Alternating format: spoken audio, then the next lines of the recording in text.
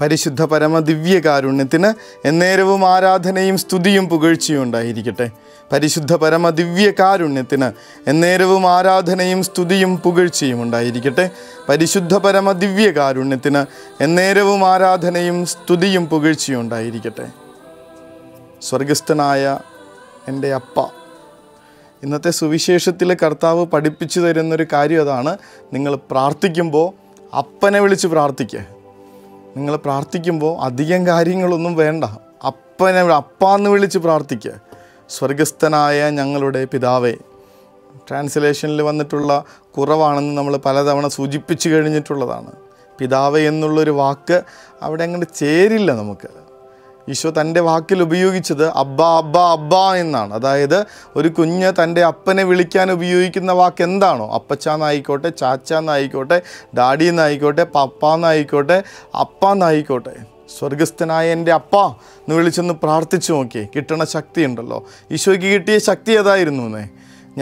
ഞാൻ ജെറുസലേമിലേക്ക് പോകുന്നു, അവരെന്നെ പിടിക്കും, എന്നെ വധിക്കുമെന്നൊക്കെ പറയുന്നുണ്ടെങ്കിലും ഐ എം നോട്ട് അലോൺ, ഞാൻ ഒറ്റയ്ക്കല്ല, എൻ്റെ പിതാവ് എന്നോട് കൂടെയുണ്ടെന്ന് നമ്മുടെ വിശുദ്ധ ഗ്രന്ഥത്തിൽ എഴുതി വച്ചിരിക്കുന്നതിൻ്റെ യഥാർത്ഥമായിട്ടുള്ള ഗ്രാവിറ്റി അറിയണമെങ്കിൽ കർത്താവ് ഉപയോഗിച്ച വാക്ക് തന്നെ ഉപയോഗിക്കണം. എന്നാൽ ഞാൻ ഒറ്റയ്ക്കല്ല, എൻ്റെ അപ്പൻ എൻ്റെ ഒപ്പമുണ്ട്, എൻ്റെ അപ്പൻ എൻ്റെ ഒപ്പമുണ്ട്. എന്തൊരു ബലമാണ് കിട്ടണേ, എന്തൊരു ബലമാണ് കിട്ടണേ. ഇങ്ങനെ സ്വർഗത്തിലുള്ള ദൈവത്തെ അപ്പനെന്ന കണക്ക് മനസ്സിലാക്കി ഒന്ന് വിളിച്ചപേക്ഷിക്കാനാണ് കർത്താവ് പഠിപ്പിച്ചുകൊണ്ടിരിക്കുന്നത്. എല്ലാവരും കൂടി ഒരുമിച്ചിരുന്ന് ഒരൊറ്റത്തവണയെങ്കിലും നമ്മുടെ കുടുംബങ്ങളിൽ നിന്ന് ഈ ഒരു പ്രാർത്ഥന ഉയർന്നിരുന്നെങ്കിൽ എന്തൊരു അത്ഭുതങ്ങൾ സംഭവിക്കുമായിരുന്നു നമ്മുടെ കുടുംബങ്ങളിൽ. ഒരൊറ്റത്തവണ, ഒരു തവണയെങ്കിലും ഒരു ദിവസത്തിൽ ഈ ഒരു പ്രാർത്ഥന നമ്മളെല്ലാവരും കൂടി ഒരുമിച്ചിരുന്ന് സ്വർഗസ്ഥനായ ഞങ്ങളുടെ അപ്പ എന്ന് വിളിച്ച് പ്രാർത്ഥിച്ചിരുന്നെങ്കിൽ കിട്ടാൻ പോകുന്ന ശക്തിയെക്കുറിച്ച് നമുക്കൊരു ധാരണയുമില്ല ഇതുവരെ. വേറെ എവിടെയാണ് ദൈവത്തെ അപ്പ എന്ന് വിളിക്കാനായിട്ട് പറ്റണേ? പഠിപ്പിച്ചു കൊടുക്കണം കുടുംബങ്ങളിൽ തന്നെ. വെറുതെ ഒരു പ്രാർത്ഥനയായിട്ട് ഈ പ്രാർത്ഥന ചൊല്ലിയാൽ പോരാ.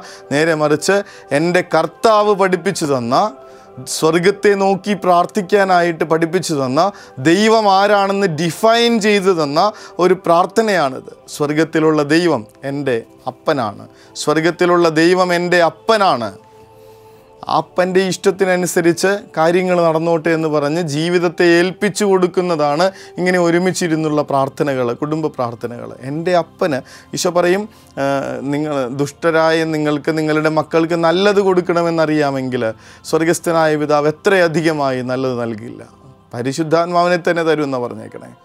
നിങ്ങൾ ചോദിക്കുന്നതിന് മുൻപ് തന്നെ നിങ്ങളുടെ ആവശ്യങ്ങൾ അറിയുന്ന എൻ്റെ സ്വർഗസ്ഥനായ പിതാവിൻ്റെ പക്കലേക്ക് ജീവിതം കൊടുത്തുകൊണ്ടുള്ള പ്രാർത്ഥനയാണിത്.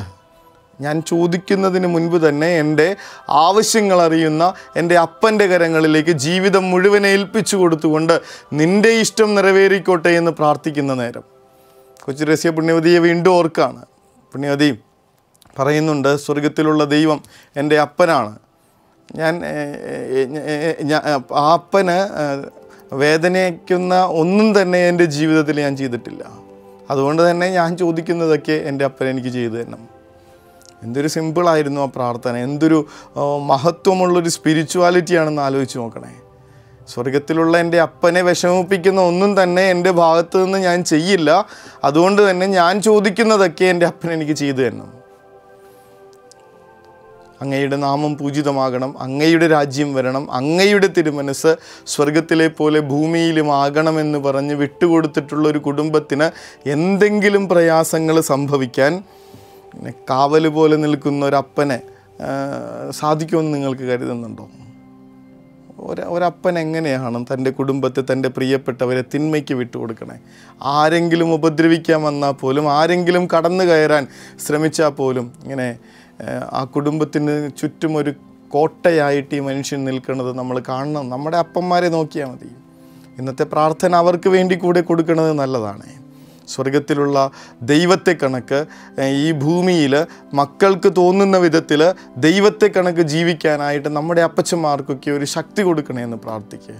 ആലോചിച്ച് നോക്കി. ഞാനൊക്കെ ഓർക്കുന്നുണ്ട്, ഇന്നും ഏതൊരു പ്രസംഗവേദിയിൽ ചെന്ന് വിശുദ്ധ ഔസേപ്പിതാവിനെ കുറിച്ച് പറയുമ്പോഴും നമ്മുടെ കണ്ണ് നിറഞ്ഞുകൊണ്ട് നമ്മൾ ഓർത്തെടുക്കുന്നത് സ്വന്തം അപ്പനെയാണ്. പ്രാർത്ഥന പഠിപ്പിച്ചു തന്ന, മുട്ടിന്മേൽ നിൽക്കാൻ ഒരു ഇത്തിരി വൈകിക്കഴിഞ്ഞാൽ ഒരൊറ്റ നോട്ടം കൊണ്ട് കർത്താവിൻ്റെ തിരുസന്നിധിയിൽ മുട്ടുകുത്തിക്കാൻ കഴിവുണ്ടായിരുന്ന, ഓരോ വചനങ്ങളും പറഞ്ഞിങ്ങനെ മനസ്സിൽ ഉറപ്പിച്ചു തന്നിരുന്ന, കരങ്ങൾ ഉയർത്തി പ്രാർത്ഥിക്കാനും സ്തുതിക്കാനും പഠിപ്പിച്ചു തന്നിട്ടുള്ള ഒരപ്പനെക്കുറിച്ച്, ദൈവത്തെ ഓർമ്മപ്പെടുത്തുന്ന അപ്പന്മാർ. കുറേ നാൾ കഴിഞ്ഞ് ഇങ്ങനെ എവിടെ പോയാലും നമ്മുടെ മക്കൾ നമ്മളെ ഇങ്ങനെ ദൈവത്തെ കണക്ക് ഓർത്തെടുക്കുക എന്നുള്ളതിനേക്കാൾ വലിയ എന്ത് ഭാഗ്യമാണ് നമുക്ക് കിട്ടാനുള്ളത്. നമ്മുടെ അപ്പച്ചന്മാരൊക്കെ ഇങ്ങനെ ദൈവത്തെ കണക്കുള്ള, നമ്മുടെ മക്കളുടെ മുൻപിൽ ദൈവത്തെ കണക്ക് ജീവിക്കാൻ പറ്റുന്നുണ്ടോ? അപ്പനൊക്കെ ഇങ്ങനെ ദൈവത്തെ കണക്കാണെങ്കിൽ ആ കുടുംബം എന്തൊരു സന്തോഷമായിരിക്കും, ആ കുടുംബത്തിൻ്റെ കരുത്തെന്തായിരിക്കും. ഒരു തിന്മയ്ക്കും ആ ഒരു കുടുംബ ബന്ധങ്ങളെ, മക്കളെയൊക്കെ ഒന്ന് തൊടാൻ പോലും പറ്റില്ലല്ലോ. ആ ഒരു സിനിമ ഡയലോഗ് ഉണ്ടല്ലോ, അപ്പൻ സ്നേഹിക്കണ കണക്ക് അവനെ സ്നേഹിക്കാൻ അറിയില്ലപ്പാ എന്ന് പറഞ്ഞിട്ട്, തിന്മയുടെ ഒരു ബന്ധനത്തിൽ നിന്ന് കുതറിയോടുന്നൊരു ഒരു പെൺകുട്ടിയുടെ ഒരു ഡയലോഗ്. അപ്പൻ സ്നേഹിച്ചതുപോലെ ദൈവത്തെ കണക്കുള്ള അപ്പന്മാർ ഈ കുടുംബത്തെ ഇങ്ങനെ പൊതിഞ്ഞു പിടിച്ച് സ്നേഹിക്കുമ്പോൾ ആ കുടുംബം പിന്നീട് ഒരിക്കലും തകർച്ചയിലേക്കോ തളർച്ചയിലേക്കോ ഇടർച്ചകളിലേക്കോ പോകുന്നില്ലെന്നുള്ളതാണ് സത്യം. സ്വർഗത്തിലുള്ള ദൈവം അപ്പനാണെന്ന് പഠിപ്പിച്ചു തന്ന കർത്താവ് നമ്മളെ ഓർമ്മിപ്പിക്കുന്നുണ്ട്. ആ പിതാവിൻ്റെ ഇഷ്ടത്തിനനുസരിച്ച് ഇങ്ങനെ കുടുംബത്തിൻ്റെ കാര്യങ്ങൾ വിട്ടുകൊടുക്കുക. വിശുദ്ധ ഔസേപ്പിതാവിനെ ഓർമ്മ വരുന്നുണ്ട്. ഈശോയ്ക്ക് സ്വർഗത്തിലുള്ള ദൈവം അപ്പനാണെന്ന് തോന്നിച്ചതിൻ്റെ കാരണം ഇങ്ങനെ ദൈവത്തെ കണക്കൊരപ്പൻ വിശുദ്ധ ഔസേപ്പിതാവ് എവിടെ ഉണ്ടായിരുന്നുകൊണ്ടായിരിക്കണം.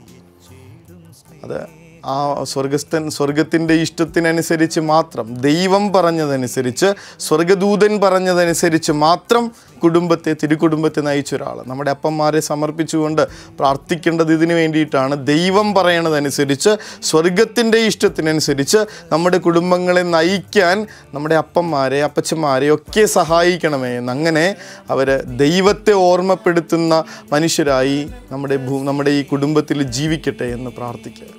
സ്വർഗസ്ഥനായ ഞങ്ങളുടെ പിതാവേ, അപ്പ എന്നുള്ള വിളിയോടുകൂടെ അനുഗ്രഹങ്ങൾ സ്വീകരിക്കാൻ, പ്രത്യേകിച്ച് നമ്മുടെ അപ്പച്ചനെ, നമ്മുടെ ചാച്ചനെ, നമ്മുടെ പപ്പയെ, നമ്മുടെ ഡാഡിയെ ഒന്ന് സമർപ്പിച്ചുകൊണ്ട് വലിയ സ്വർഗീയ അനുഗ്രഹം ഇപ്പോൾ ഈ നിമിഷം അവർക്ക് ലഭിക്കാൻ വേണ്ടിയിട്ടുള്ള അപേക്ഷയോടും ആഗ്രഹത്തോടും കൂടെ നമുക്ക് ആരാധനയ്ക്ക് മുൻപിൽ മുട്ടിന്മേലായിരിക്കാം. പരിശുദ്ധ പരമ ദിവ്യകാരുണ്യത്തിന് എന്നേരവും ആരാധനയും സ്തുതിയും പുകഴ്ചയും ഉണ്ടായിരിക്കട്ടെ. പരിശുദ്ധ പരമ ദിവ്യകാരുണ്യത്തിന് എന്നേരവും ആരാധനയും സ്തുതിയും പുകഴ്ചയും ഉണ്ടായിരിക്കട്ടെ. പരിശുദ്ധ പരമ ദിവ്യകാരുണ്യത്തിന് എന്നേരവും ആരാധനയും സ്തുതിയും പുകഴ്ചയും ഉണ്ടായിരിക്കട്ടെ. അപ്പൻ എങ്ങനെയുള്ള ആളായിരിക്കോട്ടെ, ചിലരെ വല്ലാതെ ഭാരത്തോടുകൂടി ഓർക്കുന്ന ഒരാളാണ്. എങ്കിലും ഇന്ന് ഈ ഒരൊറ്റ ദിവസം, ഈ നിമിഷങ്ങളിൽ അപ്പന് വേണ്ടിയിട്ടൊന്ന് പ്രാർത്ഥിക്കുക. സ്വർഗത്തിലുള്ള ദൈവം വലിയൊരു സ്നേഹം കൊണ്ട്, ഒരേ ആശീർവാദം കൊണ്ട് ഈ മനുഷ്യനെ നമുക്ക് ദൈവത്തെ കണക്ക് തോന്നുന്ന വിധത്തിലാക്കി മാറ്റട്ടെ എന്നുള്ള ഒരു പ്രാർത്ഥനയോടുകൂടെ നമുക്ക് ഉറക്കത്തിലേക്ക് പോകാം. നാളെ നേരം വെളുക്കുമ്പോൾ ദൈവത്തെ കണക്കിനൊരപ്പൻ നമ്മുടെ കുടുംബത്തിന് കാവൽ നിൽക്കുന്നത് ഒന്ന് സ്വപ്നം കണ്ടുകൊണ്ട് നമുക്കുറങ്ങാം. നമ്മുടെ കുടുംബങ്ങളെല്ലാം ഈശോ അനുഗ്രഹിക്കട്ടെ. കരുണതൻ കയർ പിടിച്ച് നയിച്ചിടും സ്നേഹമേ, ദിവ്യകാരുണ്യ സ്നേഹമേ, പരിശുദ്ധ സ്നേഹമേ, പരിശുദ്ധ പരമ ദിവ്യകാരുണ്യമേ, അനന്ത സ്നേഹമേ, പരിശുദ്ധ പരമ ദിവ്യകാരുണ്യമേ, അനന്ത സ്നേഹമേ.